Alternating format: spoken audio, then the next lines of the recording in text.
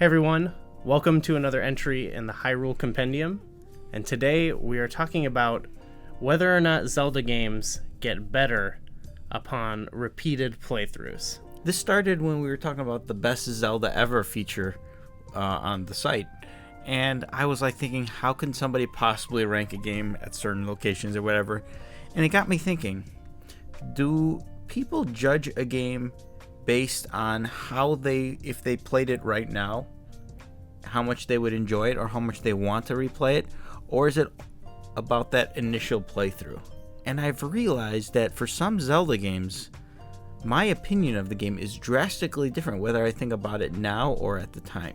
Like more recently with Breath of the Wild, this has been a game where I think I've been a little critical of it because I think of all of the nonsense that's in the game.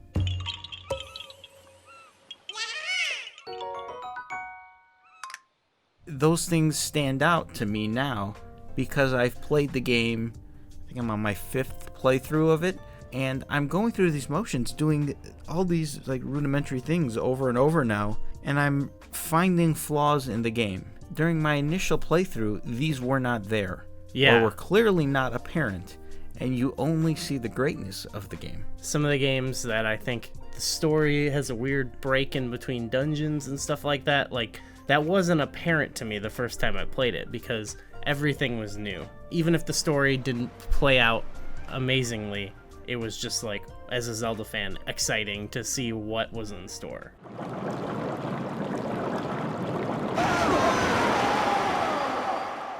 When you're playing a game for the 3rd or 4th or 5th time, the story element becomes less important usually because you know what happens already. It depends on how much you're replaying it. If you replay your favorite Zelda game every couple years, you want to relive that. But with us, we're an extreme case where if we're preparing to play Twilight Princess at the marathon, we're maybe playing it like 2 times in preparation and then playing it at the marathon. So the story is the last thing we want to see. I feel that I've been very critical of a lot of what are a lot of people's favorite Zelda games. Yeah. Because I'm looking at it from the lens of, this is my 17th time playing this game, and I'm thinking about all the things you have to do in the game. The first time playing the game, you don't know any of that is coming. You can't be upset about something that you don't know even exists. Looking back at the game and doing it a second time, a third time, and then during that 4th playthrough, you might be dreading doing something. But that doesn't really take away from the first time experience of the game.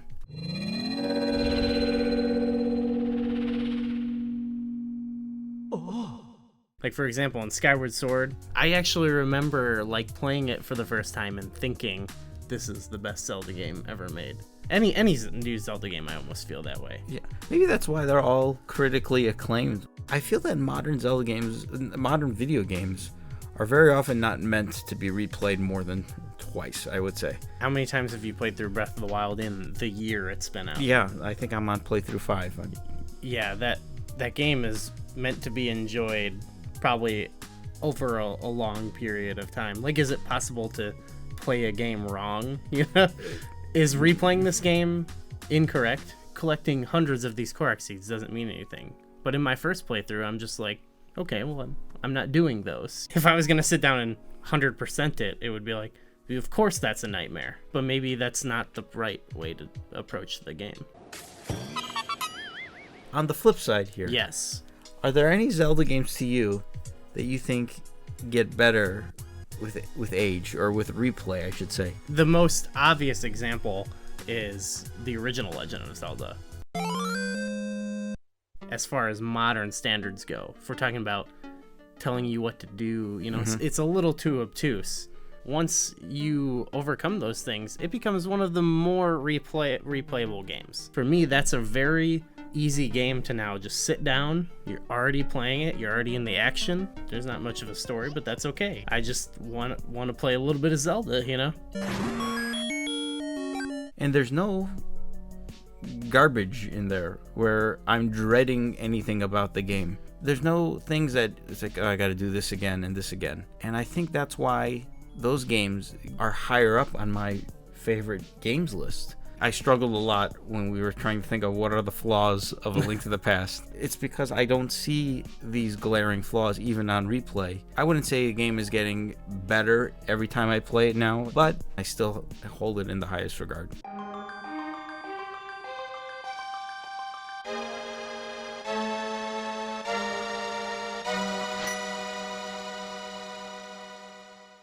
All right. Well, I mean, I guess let's see what everyone thinks. I think we did a good job of trying to explain our bias. Yeah, I hope it gets people to feel when we're negative, or at least me, when I'm negative about something.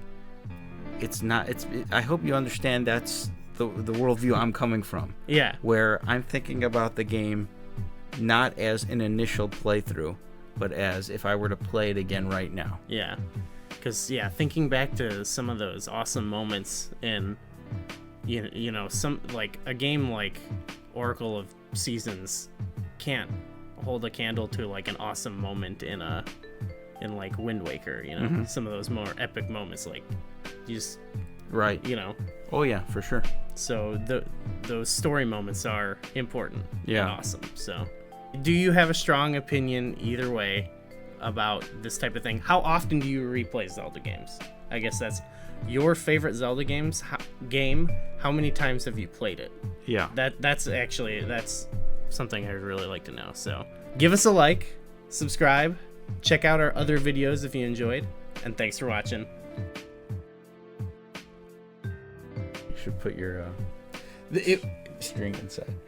This was like this at the beginning of the video, and halfway through I was like, You did? yeah, you'll see it.